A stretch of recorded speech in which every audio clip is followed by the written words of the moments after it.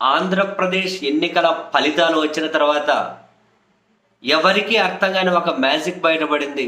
రోజంతా కూడా ఈవీఎం మిషన్లను ఉపయోగించిన తర్వాత కూడా 99% బ్యాటరీ ఛార్జింగ్ ఉండడం ఏంది అది? ఆ ప్రశ్నకు సమాధానం చెప్పే వాళ్ళే కరువయ్యారు. న్యాయస్థానాల్లో పిటిషన్ చేసినా ఇంకొకటి వేసినా మేము ఇన్వాల్వ్ మాస్టర్ మమ్మల్ని ఇన్వాల్వ్ చేయకండి చారి గారు అన్నట్లు పరిస్థితి అయింది. ఇప్పటికీ ఆ ప్రశ్నకి సమాధానం లేదు.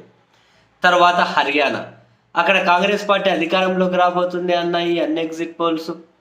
తీరా ఎన్నికల ఫలితాలు వచ్చేసరికి 14 నియోజకవర్గాల్లో 99% ఛార్జింగ్ ఉంది ఈవీఎం బ్యాటరీ. ఆ 14 బీజేపీనే గెలిచింది. అది ఎలా సాధ్యమని చెప్పి కాంగ్రెస్ పార్టీ వెళ్ళి ఎలక్షన్ కమిషన్కి ఫిర్యాదు చేశారు. ఇప్పటికీ బాబా దాని మీద క్లారిటీ లేదు. మళ్ళీ మహారాష్ట్ర ఎన్నికలు తాజాగా మళ్ళీ సేమ్ అటువంటివే రిపీట్. నటి స్వరా భాస్కర్ ఉంది కదా, వాళ్ళ భర్త మహారాష్ట్రలోని అనుశక్తి నగర్ నుండి శరద్ పవార్ ఎన్సీపీ నుంచి పోటీ చేశారు.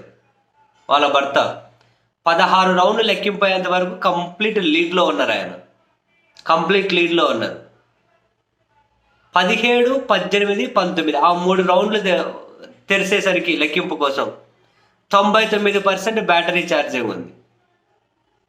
అప్పుడే అబ్జెక్ట్ చేశారు, కానీ ఆడ చేయగలిగింది ఏం లేదు. 99% బ్యాటరీ ఛార్జింగ్ ఉంది. ఆ 99% బ్యాటరీ ఛార్జింగ్ ఉంటే ఆ 3 రౌండ్లో కూడా బీజేపీ కూటమిలో ఉన్నటువంటి అభ్యర్థి కంప్లీట్ వన్ సైడ్ మెజారిటీ తీసుకొని 16 రౌండ్ల వరకు మెజారిటీలో ఉన్న నటి స్వరా భాస్కర్ వాళ్ళ భర్తను వెనక్కి నెట్టేసి 3000 ఓట్ల తేడాతో గెలిచారు. ఆమె వరుస పెట్టి ట్వీట్లు చేస్తున్నారు. ఇదేం మ్యాజిక్? 16 రౌండ్ల వరకు నా భర్త లీడ్లో ఉన్నారు. 17, 18, 19 రౌండ్లు తెరిచారు. 99% ఈవీఎం బ్యాటరీ ఛార్జింగ్ ఉంది. అక్కడ బీజేపీ కూటమిలో ఉన్న వాళ్ళు లీడ్ తీసుకొని గెలిచారు. అసలు 99% బ్యాటరీ ఛార్జింగ్ ఎక్కడి నుంచి వచ్చింది? ఎలా పాసిబుల్? రోజంతా పోలింగ్ జరిగిన తర్వాత 99% ఎట్లా వస్తుంది అని ఆమె. అందరినీ అదే బాధ అండి. ఆంధ్రప్రదేశ్ ఎన్నికల ఫలితాల్లో సమాధానం దొరకలేదు. హర్యానా ఎన్నికల ఫలితాల్లో సమాధానం దొరకలేదు. మహారాష్ట్ర ఎన్నికల ఫలితాల్లో కూడా సమాధానం దొరకదు. అరణ్య రోదనలే అరిసి గీ పెట్టి కొట్టుకోవాలి. అంత అరణ్య రోదనలే, అంతమించి చేయగలిగింది కూడా ఏమీ లేదు.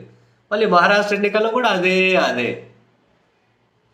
మరి ఎందుకు 99% ఛార్జింగ్ అంటే ఎవరు చెప్పేవాళ్ళే లేరు, క్లియర్ చేసేవాళ్ళే లేరు.